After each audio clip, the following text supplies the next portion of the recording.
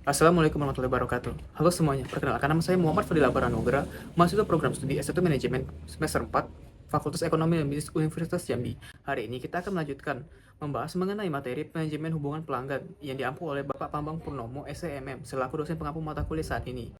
Nah, pada dasarnya penerapan CRM pada suatu perusahaan berskala jauh lebih besar merupakan suatu hal yang sangat fundamental dalam menjalankan dan mempertahankan suatu perusahaan tersebut. Dengan penerapan CRM yang baik dan tepat tentu akan berpengaruh pula terhadap efektivitas operasional dari berbagai sektor yang terdapat pada suatu perusahaan. Nah, oleh karena itu, mari kita mengenal dan melihat bagaimana perusahaan berskala besar, bahkan internasional, menerapkan CRM dalam usaha mereka.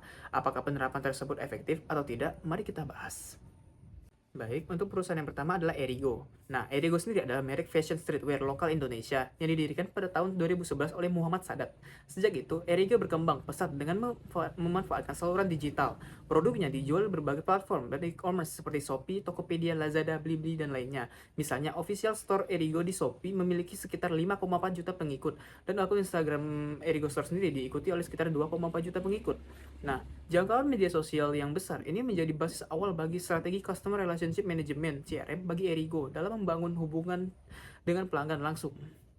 Setidaknya ada dua strategi yang diterapkan oleh Erigo. Yang pertama adalah strategi hubungan pelanggan. Nah, Erigo menerapkan tiga strategi utama dalam menjalin hubungan dengan pelanggannya.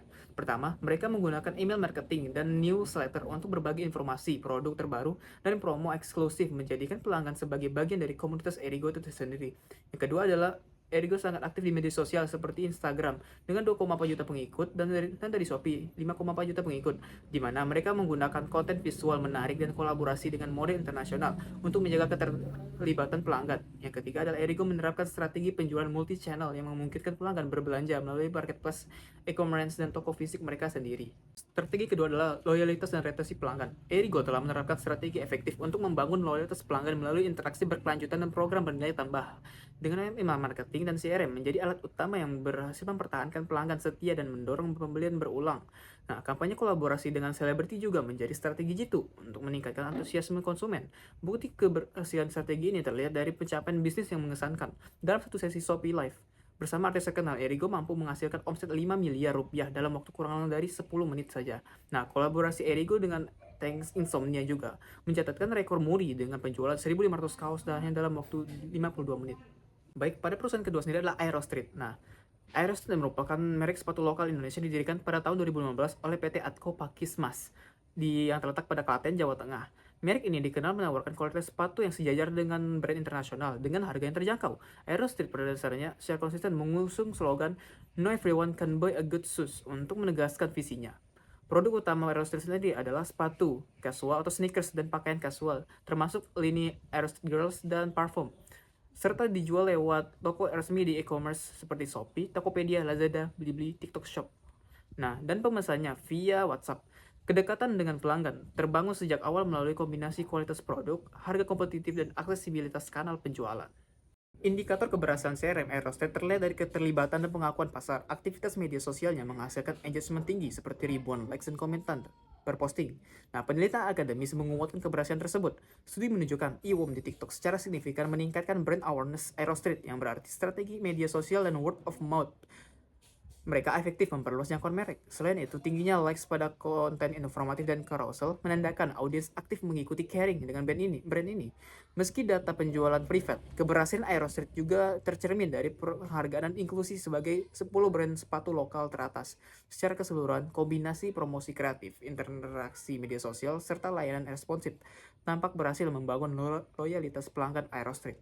Baik, untuk perusahaan ketiga yang kita bahas adalah Sido Muncul. PT Industri Jamu dan Farmasi Sido Muncul (TBK) atau Sido Muncul ada perusahaan jamu dan farmasi terkemuka di Indonesia yang didirikan pada tahun 1940. Berawal dari industri rumahan yang dilabeli oleh Ibu Rahmat di Yogyakarta, Sido Muncul kini telah berkembang menjadi perusahaan pabrik dengan pabrik modern berstandar internasional. Sido Muncul dikenal luas berkat produk-produk ikoniknya seperti tolak angin, buku Bima Energi, dan Sido Muncul vitamin C1000. Nah, perusahaan ini memproduksi berbagai jenis jamu, suplemen kesehatan, minuman energi, dan produk farmasi yang menggabungkan kearifan pengobatan tradisional Indonesia dengan teknologi modern. Nah, pada tahun 2013, Sido Muncul resmi tercatat di Bursa Efek Indonesia atau BI dengan kode saham SJIDO, menjadi tonggak penting dalam perkembangan bisnisnya. Penerapan strategi CRM yang diterapkan oleh Sido muncul sendiri kurang lebih juga ada dua. Pertama adalah platform digital terintegrasi. Sido muncul mengimplementasikan sistem CRM berbasis teknologi yang mengintegrasikan data dari berbagai titik kontak konsumen. Platform ini menghubungkan informasi dari website perusahaan, aplikasi mobile, media sosial, dan saluran distribusi tradisional. Dengan teknologi analitik, Sido muncul dapat melacak pola pembelian, preferensi produk, dan respon terhadap promosi. Data ini memungkinkan perusahaan untuk membuat segmentasi pelanggan yang lebih presisi dan menyesuaikan strategi pemasaran untuk setiap kelompok. Misalnya, konsumen yang rutin membeli tolak angin akan menerima informasi dan tawaran berbeda dari mereka yang lebih sering membeli produk Koku Bima Energi. Strategi CRM kedua yang diterapkan oleh Sido Muncul sendiri adalah program keanggotaan loyalitas. Nah, program loyalitas Sido Muncul dirancang dengan sistem poin dan ditingkatkan keanggotaan. Pelanggan mengumpulkan poin dari setiap pembelian produk Sido Muncul yang dapat ditukarkan dengan hadiah, diskon khusus, atau produk gratis. Tingkatan keanggotaan seperti Silver, Gold, dan Platinum memberikan manfaat berbeda berdasarkan nilai dan frekuensi pembelian. Anggota tingkat atas mendapatkan hak istimewa seperti akses awal ke produk baru, undangan ke acara eksklusif, dan layanan konsultasi kesehatan gratis. Program ini juga mencakup kartu keanggotaan digital yang terintegrasi dengan aplikasi Sido Muncul, memudahkan pelanggan untuk melacak poin dan mengakses manfaat program loyalitas mereka. Efektivitas CRM Sido muncul terlihat dari tingkat retensi pelanggan yang cukup tinggi dan pertumbuhan basis konsumen loyal. Strategi personalisasi pesan dan rekomendasi produk berdasarkan riwayat pembelian telah meningkatkan tingkat konversi dan nilai belanja rata-rata. Data menunjukkan bahwa program CRM mereka berhasil meningkatkan frekuensi pembelian ulang, terutama untuk produk-produk unggulan seperti tolak angin dan Kuku Bima Energi. Untuk perusahaan yang keempat adalah Tokopedia. Tokopedia adalah salah satu perusahaan teknologi terkemuka di Indonesia yang bergerak di bidang e-commerce. Didirikan pada tahun 2009 oleh William Tanukia dan Leontinus Alva Edison.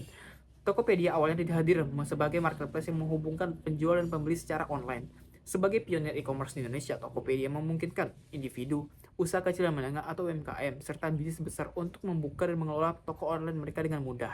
Nah, platform ini menawarkan berbagai kategori produk mulai dari elektronik, fashion, peralatan rumah tangga, hingga kebutuhan sehari-hari. Pada tahun 2021 sendiri, Tokopedia melakukan merger dengan Gojek menjadi perusahaan teknologi multi layanan, membentuk grup induk bernama Goto. Nah, penggabungan ini memperkuat posisi Tokopedia dalam ekosistem digital Indonesia, menggabungkan kekuatan e-commerce dengan layanan on-demand dan fintech. Dalam penerapan strategi CRM Tokopedia, Tokopedia menerapkan dua hal. Yang pertama adalah program loyalty atau Toko Points.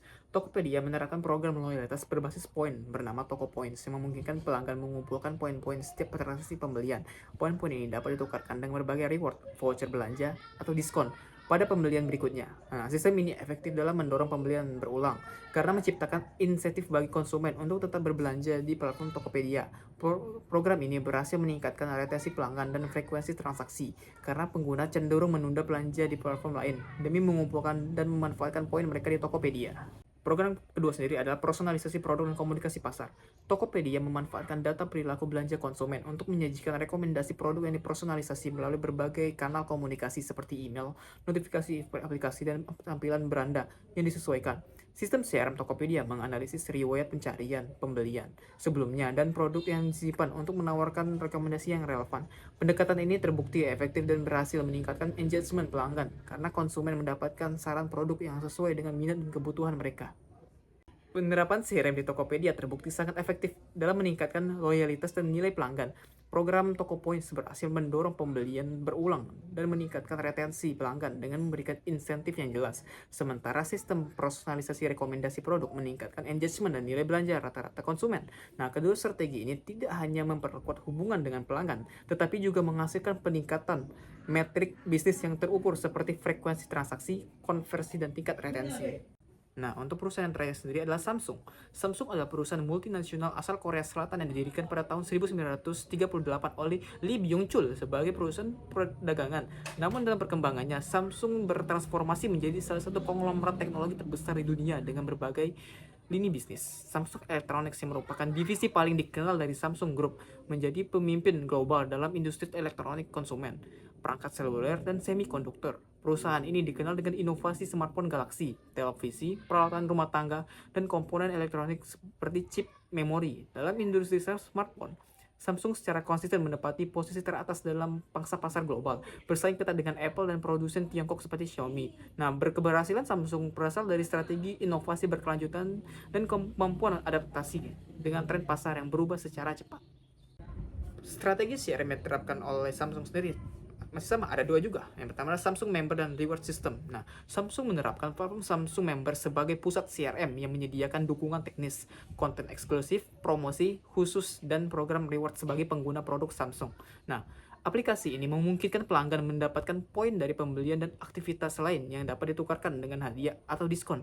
Program ini terbukti sangat efektif dalam meningkatkan loyalitas pelanggan dan mendorong penjualan berulang. Tingkat retensi pengguna Samsung meningkatkan signifikasi di antara anggota program ini, dengan data menunjukkan bahwa anggota Samsung Members memiliki kemungkinan 30% lebih tinggi untuk membeli produk Samsung berikutnya dibandingkan non-anggota.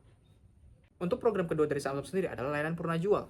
Nah, Samsung menerapkan strategi CRM yang menitik beratkan pada pengalaman pelanggan secara pasca pembelian. Melalui layanan purna jual yang komprehensif dan integrasi berbagai saluran komunikasi, perusahaan mengintegrasikan pusat layanan, aplikasi mobile, website media sosial, dan call center untuk menciptakan pengalaman pelanggan yang mulus. Pelanggan dapat dengan mudah mendaftarkan produk, memeriksa status garansi, menjadwalkan servis, dan berkonsultasi dengan teknisi melalui berbagai platform. Pendekatan ini berhasil meningkatkan kepuasan pelanggan dengan tingkat resolusi masalah yang lebih tinggi dan masuk respon yang lebih cepat. Survei kepuasan pelanggan menunjukkan peningkatan yang signifikan dengan 85% pelanggan menyatakan puas dengan layanan purna jual Samsung. Penerapan CRM oleh Samsung terbukti sangat efektif dan berhasil dalam membangun hubungan jangka panjang dengan pelanggan. Melalui program Samsung Members dan sistem rewards, perusahaan berhasil meningkatkan loyalitas pelanggan dengan tingkat retensi yang lebih tinggi dan mendorong pembelian berulang. Sementara itu, strategi layanan purna jual terintegrasi multi-channel telah signifikan meningkatkan kepuasan pelanggan dan efisiensi penanganan masalah.